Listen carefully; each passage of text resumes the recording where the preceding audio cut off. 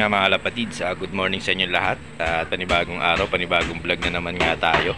So nandito nga na naman tayo sa mga breeders natin. Dahil nga is katatapos nga lang natin maglinis itong food tray. Papansin nyo mga kalapatids, yan, ang itlog na yung pinaris natin, no? Yan yung dalawang kalapati natin.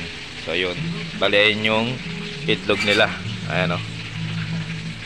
Ayan, isa pa lang yung linabas nitong hen natin. Bali yung hen natin dyan, yung checkered na yan. Ayan, o. Kung mapansin nyo, nakababa siya. Dahil nga linilimliman niya yung itlog. Hindi pa natin linalagyan yan mga kalapatids ng pugaran. So ayun. Bali ito naman yung kak natin, o. Napakaliit lang nitong kak natin. Kasi ang pag hinawakan nyo yung ibon natin na to, ayan, napakaliit lang talaga nito. Ayan, halos isang kamay lang yung hawak natin dyan, o. Ayan, maliit lang na lahi itong ibon na to. So ayan, bali Bayo Pigeon yung lahi nito. Ayan, o. Ayan, yung ibon natin na yan, o.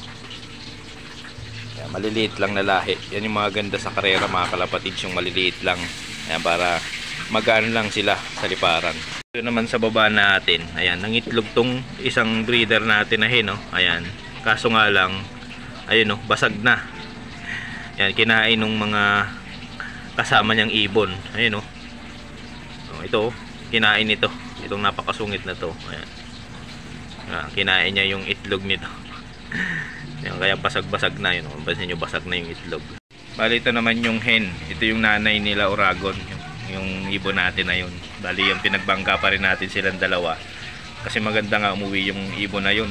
Halos mapapadulo sana natin, kaso nga lang, ayun, nag-smash yung laban. Kaya na-late nang uwi na yung mga ibon natin. Pero pares na rin to mga kalapatids. Yan, pansinin nyo kung pares na sila. Tatanggalin natin itong nasa gitna. Yan. Yan, o. Tanggal natin nasa gitna. So ayan, o. Pares na yan, eh. Yan. Yan.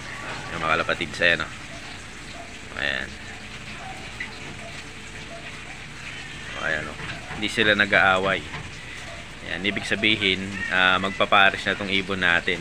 Ito yung purpose natin, kaya linalagyan natin itong harang. Para pag tinanggal natin itong harang, ayan, hindi na sila mag-aaway kasi nagkitaan na silang dalawa. So yun, yun yung tayo magpares ng kalapate. Ayan. Ayan, o. O, bumababa agad yung kalapate, o. O, ayan, alisin muna natin, baka mangitlog, eh. Ayan, alisin muna natin, mangingitlog yan. Ayan, o, pares na pares agad. So ayan, o. Oh. Ang bilis pumares. So ayan, kalapatids, ibabalik natin tong harang kasi mangingitlog agad yan, eh. Hindi pa natin nakukondisyon. So ayan, balik natin yung harang. So ayun mga kalapatids, hanggang dito na lang yung vlog namin ni Jepoy. Ayan mga kalapatids, i-update namin kayo ni Jepoy sa susunod nating vlog pag magpapares na natin itong dalawang to. So yun, nagpares na nga. Yan, bali inalis muna natin kasi hindi pa natin nakukondisyon tong dalawang to. Pero effective nga yung pagpapares natin ng kalapate. Talagang hindi sila nag-away. Tapos pinarisan niya agad tong natin. Yan, kasi matagal din natin tong pinaghiwalay itong dalawang to. Pero talagang kilalang kilala nila pa rin yung isa't isa, eh. Ayan mga kalapatids. So ayun, hanggang dito na lang. Ayan, hype lang yung kalapatids. Ingat lagi. Yan yung mga breeders natin.